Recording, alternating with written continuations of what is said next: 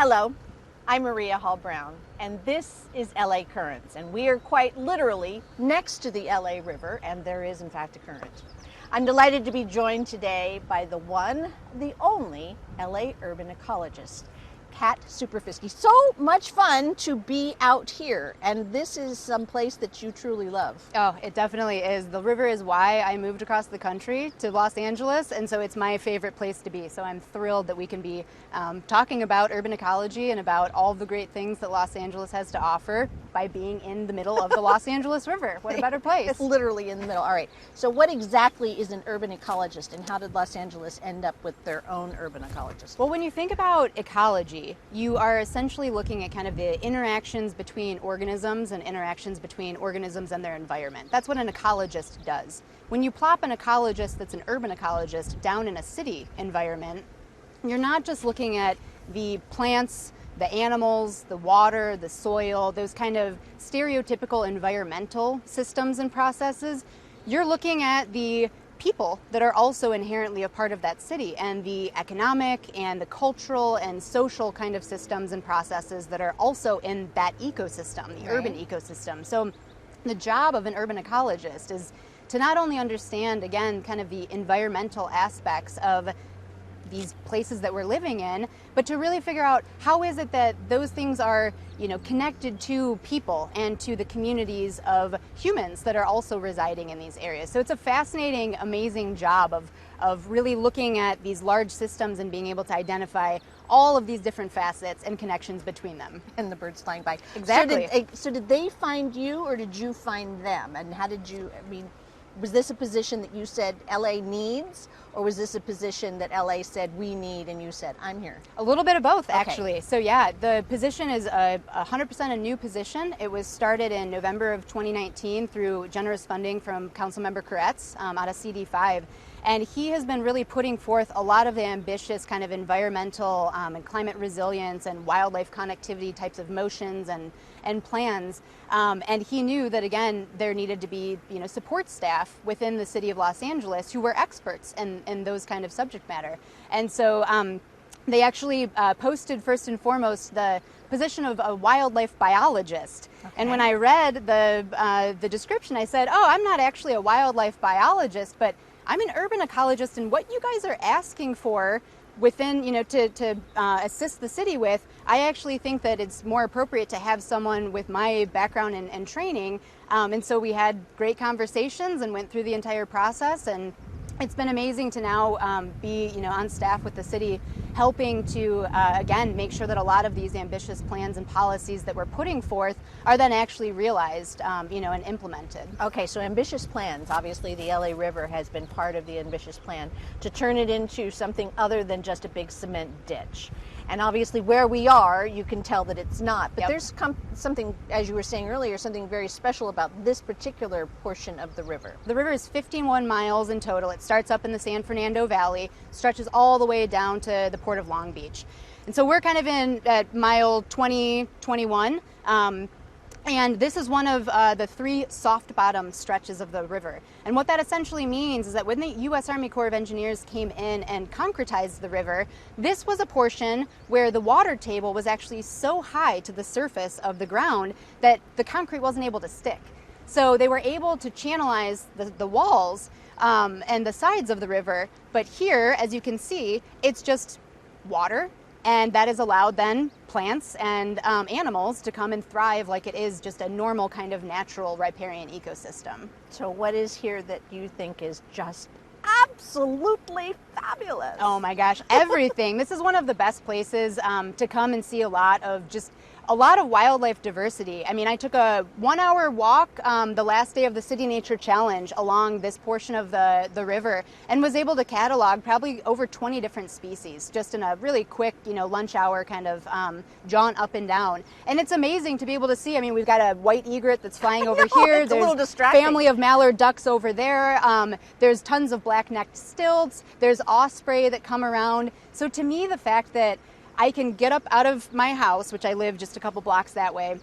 I can walk to a place like the bike path, and I can take a quick stroll and see so many different types of plants, some of which were historically here since the beginning of time, others of which were brought in by us in our development. You see tons of different animal life. And then you're still seeing the Metrolink maintenance yard across the way. You're seeing a new bridge come in. You're seeing still kind of the urban that we have here in Los Angeles. So that's what I love about it. And that's what I love about this portion of the river, is that juxtaposition between still seeing nature, but seeing it literally in this very, very urban context. Given the fact that you're an expert, and obviously there are some things that are quite apparent. We have the Pacific Ocean, we have the river, which is improving slowly and methodically. You know, we have lots of hiking trails. We have, the birds are quite distracting, by the way. We have Griffith Park, etc. But even you said before you came, you didn't realize how much nature Los Angeles really did offer. Where were some of the points of discovery for you, and where are some of the things that we should think about? The river was honestly one of the big aha moments to me of where, I had I'm from Michigan originally. I very much grew up with the stereotype, understanding Los Angeles as a very urbanized place. And so I did even move here as an ecologist and as a designer, seeing LA as very much the city first and foremost. I have since learned to kind of flip that equation, and I always encourage other people to peel back the concrete and the steel and the infrastructure and to start really seeing, where are the mountain lines, across the horizon? Where am I really actually seeing Griffith Park, which I can see over there, and then the Verdugos, and then behind that the San Gabriels, and really starting to get to know the names of the mountains, and that, it's I'm living in a floodplain, or I'm, right now I'm in a riparian corridor. So to really start to think about and wonder, what was the natural system that was here before my house was here, or before this rec center was here, or before this channelized river was here. So to me, the river is one of the great places where you can still, again, see the built with the natural. We obviously have immense, very natural kind of existing places like the Santa Monica Mountains that are a hop, skip, and a jump from even very urbanized places in LA. Same goes for the Angeles National Forest. A lot of the coastline, again, has great kind of places to go to. So you have still kind of these intact, more pristine ecological places to get to. But my personal favorite places are places like this, where you're in the heart of Los Angeles itself, and you're kind of exploring, again, that merger of what used to be here naturally, and then what has happened over humans coming in and living here for so much time. So the more that you can just kind of even get outside out of your own house or apartment and start to really look at, again, those bigger systems that are still in place, but then also the tiny, tiny details. That's one thing that, especially in the pandemic, has been a silver lining for me. Yeah. I've been able to really hone in on some of the very small scale details of nature that I'm seeing, even just around my house, even down to small ants and spiders and things that I might have just quickly passed by before. So I think that, again, we can very much be finding these instances of nature in big places like riparian corridors and along coastlines, but we can be finding it in our backyards and our front yards and our balconies just the same.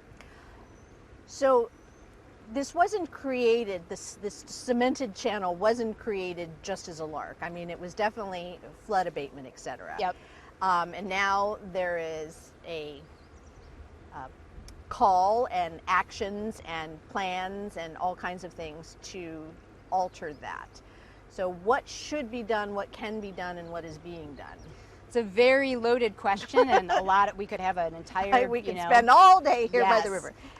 But essentially, I mean, yes, since the Army Corps, channelized the river and really did change it into a flood control conveyance system, that was really providing Los Angeles with a clear ecosystem service of managing and regulating floods. Luckily, we've woken up as humans to recognize that, yes, we can still have safety from floods, but we can have a lot more. We can bring back some of the habitat and some of the ecology that's here. We can bring back recreational opportunities for people to be able to have a connection to these nature experiences. So there are so many different plans and different projects that are really looking at how are we changing what used to be a natural system that then got converted into an infrastructural system. How are we now blending those things together? So it's looking at how are we treating the concrete, that's lining the banks anymore? Are we able to literally peel that back in places? So there are different folks that are starting to model those types of things out. There is, again, a lot of effort looking at how are we creating recreational opportunities through bike paths and walking paths along the river. How are then we creating patch habitats, not only for plants and animals to be living in along the river, but those are then parks and open spaces for us as people to be enjoying too. So the amount of effort and the different types of efforts, from again plans and designs all the way through to then implementable projects, is impeccable, and it's all happening along the LA River, which is super, super complex, but also very, very exciting to be able to see how it is that we can really help to transition this, again, single purpose kind of infrastructural element in a city into this multi-benefit space. Because if we can do that here, we can then really show that as a clear case study for how we can really do that in a lot of other urban areas as well. So with all the different organizations, entities, government components to this, where do you fit in for the city of LA? What exactly is your role in making sure that whatever is done via the city in cooperation with all these maybe nonprofits, environmental groups, etc., end up being a coherent and cohesive plan, as well as a ecologically and scientific safe plan? I see kind of the big system in place, all of the different components within that system, and my job is to make sure that all of those components are working well together. So my main role is actually a cross-pollinator. I always talk about the fact that... So you're not a cat, you're a bee. Exactly. Oh, there you go. I'm able to understand, I've worked in a variety of sectors as well. I'm kind of coming back to government with this current hat that I'm wearing, but I've worked in the nonprofit realm, I've worked in academia, I've worked in the private sector. So I've had a variety of opportunities to really see the role of these different types of sectors. I also wear a lot of different hats in terms of my expertise. Yes, I'm an ecologist, but I'm also a landscape designer and trained as a landscape architect. I'm an educator. So I'm able to kind of understand all of these different stakeholders. And so I love being able to be the one that gets to say, oh, you have, a plan or research or a report that, you generated. And it could very much inform then this nonprofit group who is doing this actual, implementable project. So what's the reason why we really should make the LA River back to a more organic environment? What are besides the fact that it's more attractive, besides the fact that there are these recreational opportunities, why is it important for us to take this action and invest all this energy to fix what may have been erroneously put into place? To be quite honest, I am one of those people who I see nature as a human right. I see the connection that we have to spaces that are not just developed, to plants, to animals, to water, as something that literally is something that we should be allowing every single human being to have access to. You don't necessarily always see that being a reality in, again, city environments. The benefits that people get from being outdoors, from connecting to things outside of, again, concrete, steel, and infrastructure are immense. The physical, the mental, just the well-being that we get as humans from being around these kind of spaces alone is a reason to do it. Of being able to say, let's again make more symbiotic cities, not just cities that are full of, again, roadways and our kind of urban infrastructure. How can we really make sure that they are livable by plants and animals too? Because that's going to make it more livable for us as well. So being able to really, again, make sure that that we're thinking about the types of plants, animals, and ecosystems that we're creating around us as we're residing here is super, super important.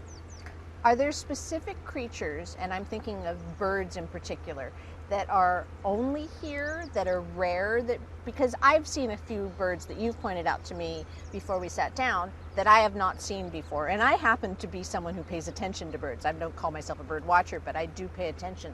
So are there species that are remarkable and very exquisite that we have them here besides these fabulous mallards that keep flying over? There's, yes, a huge mixed bag of a lot of different types of species. A lot of just the resident birds that you will see in kind of more urban environments, and then a lot of resident birds who, again, are coming and using this still as a riparian corridor.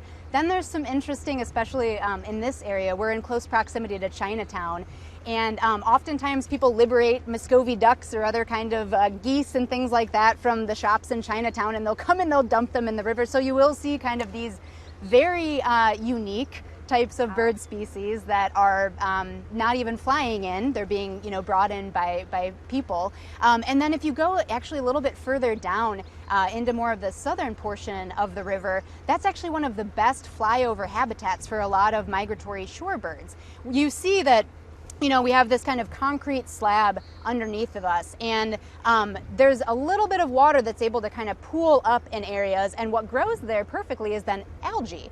So you have these kind of environments where shorebirds are now using this as one of the only stopover points that they have anymore to be able to feed and get water on their way as they're migrating up and down the coast. And so this is an amazing key patch habitat where really it's kind of this interesting dynamic. If we were to change the hydrology in the river, if we were to change even this concrete slab, we could quite possibly really affect a lot of these very unique species that are even just kind of flying through a place like Los Angeles, and that they need this kind of unique urban ecology as a patch habitat along their journey. So you do, especially down in more of around Willow Street, or down kind of in that South LA area, amazing types of bird life. So if you are a birder, I would again recommend coming out to a place like this in the Glendale Narrows where you still have a lot of the vegetation, or going down to somewhere down towards like Willow Street, because it's just amazing. You can see hundreds of different, birds in just a short amount of time. And you said the water is not what we would think it is, that it's not as toxic as one might assume. Yep, it's actually tertiary treated wastewater. So the majority of the water that we see flowing through the river today is actually coming out of 3 water treatment plants that are speckled along the the route of the Los Angeles River. Historically, it was mostly from groundwater that was coming up, and this is again in the Glendale Narrows, a key situation where we're still having a little bit of that. And then it was from snow melt too. All of the mountain ranges around us, the snow would melt and it would cascade down and it would come and collect in the river.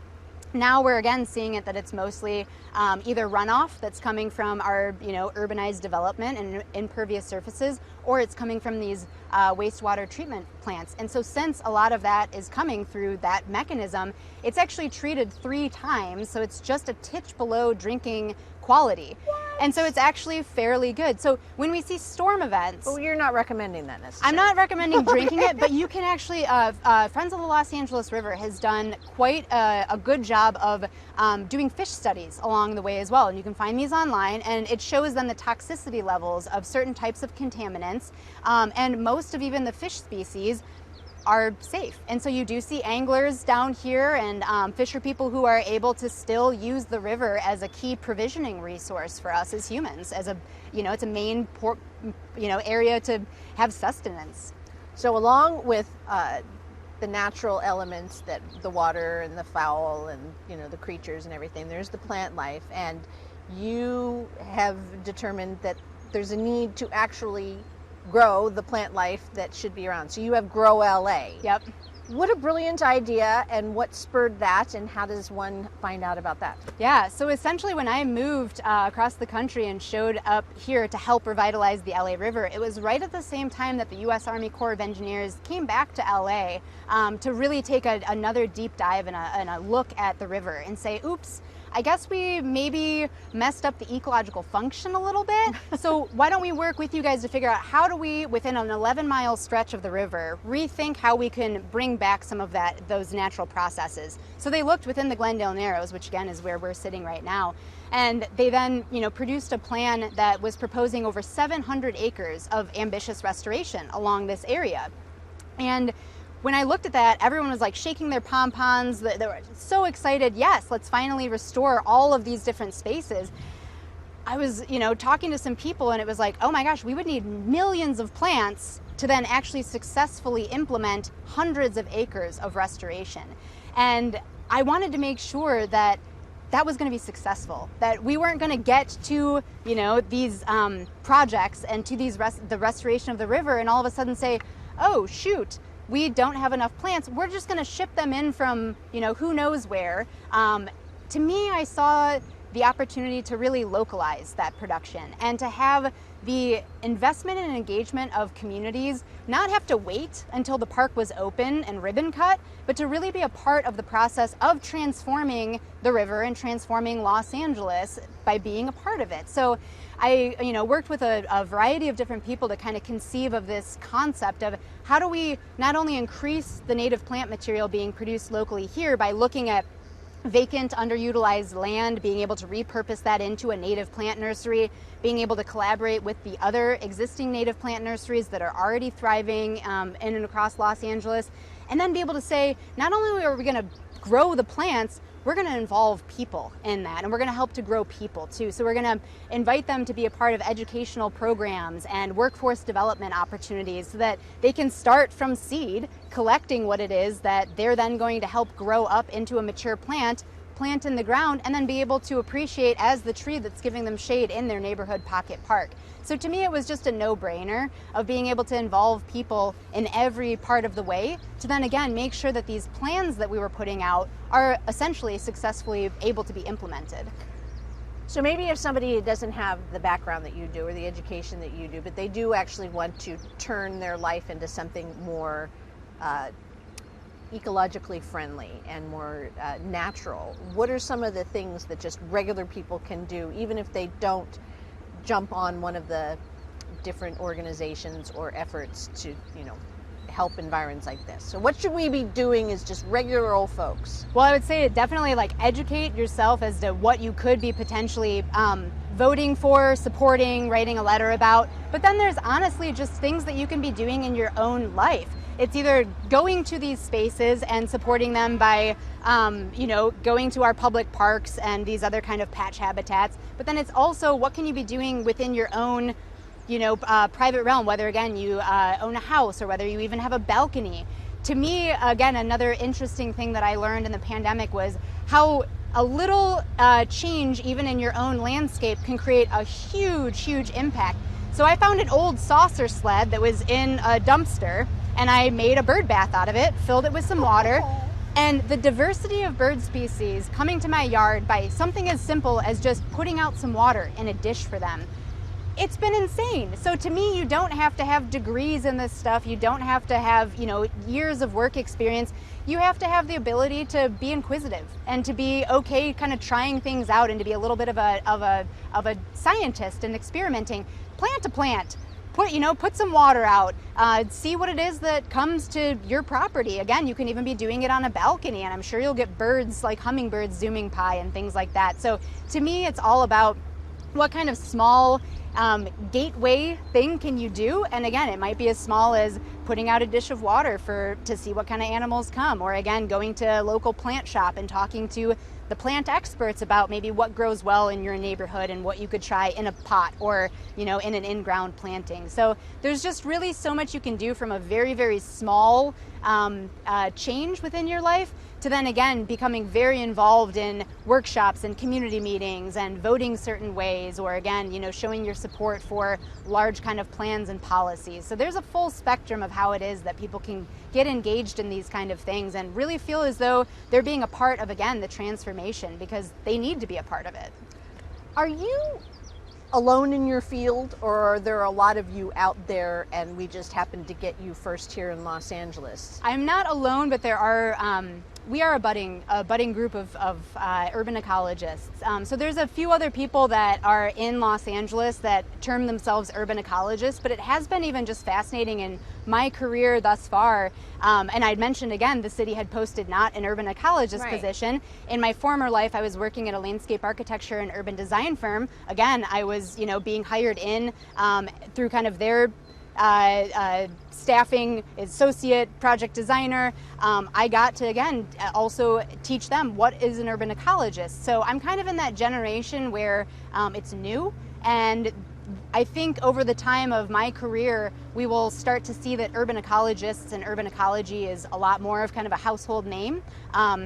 And I'm hoping, again, to excite a lot more people to go into this kind of, either degree program or into then being able to do this in real life, because I see it as such an important type of a perspective to have to, again, make sure that we're planning and then going all the way through to successful implementation. Because it is such a nice combination of reality and fantasy, Yep.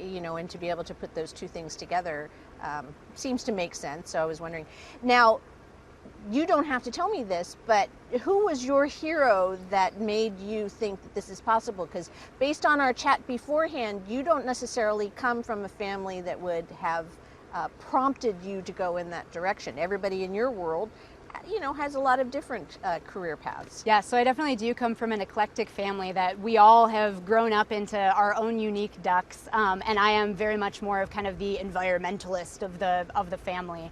And it has just been great to be able to, I think, take a lot of different mentors along the way. It wasn't like I had, this urban ecologist who was, really a beacon of light that guided me towards this. It's been a lot of different people who have provided me with experiences and provided me with opportunities to see the world a little bit differently. So it is taking, classes in landscape architecture, meeting certain advocates that were working in Detroit, being able to really connect with, urban systems, being able to really meet so many different types of people who were champions in their own field.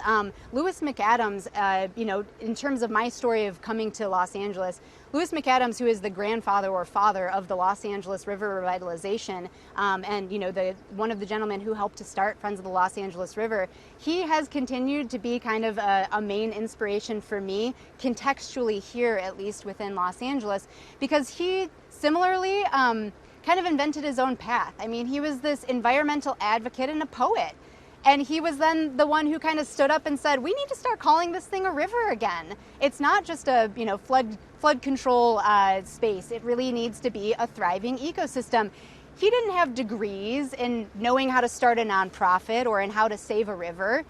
He had a passion, and he was able to do that. And so I feel very similar to that, of that I actually, again, went through my training not even taking a class called urban ecology. It was me being able to piece together a bunch of different experiences, along the way, and meeting a bunch of different people along the way, that has helped to then have this kind of hybrid be merged out of it. And we talked about this as well. How will you know, and how will the spirit of him know how, it's probably not grammatically correct, know that it's been successful, that this is now truly a river and not a flood channel? To me, I think a lot of people would define success as maybe like a mark of, we've been able to, create this many open space opportunities, this many acres of open space along the river, or this many, miles of bike path. My work is much more about people, and about how many people can we get to re-see the LA River as a resource and as something worth saving or worth putting time towards and worth revitalizing. To me, I will define success as the more people can look beyond just, again, that cityscape of the concrete, steel, and infrastructure, and start really being able to recognize that cities have some of the best potential to be really saving the planet, that if we can really be looking at conservation here within urban areas, we can be taking care of so much of the challenges that we're faced with climate change and with everything that's kind of weighing on us environmentally. So to me, I really see that success would be just getting more people to even know that spaces like this exist, right, and that they can be using and loving and appreciating and advocating for these spaces as they see fit. So to me, that's success, and that's why I do a lot of, again, my efforts to bring people to the river through just public, events and things like that, of just wanting them to meet the river the way that I did, and how much it's changed my life living in a place like Los Angeles, to realize that these things are here and are able to be used by us even in the state that they're in. Well, thank you, because she is quite surprising, and surprising in a number of ways. looks good, smells good, and what I've been able to see today has been exquisite. And if people want more information, one of the great resources is the city's website, actually, lariver.org, if you want to learn more specifically about that. And that will then take them to a lot of other great pages of the different types of nonprofits or other kind of government agencies that have a lot more information about all of the plans and reports and projects that are happening. well, thanks so much. This was a lot of fun. I'm glad. I really appreciate it. Thank you. And that's a wrap on this LA Currents.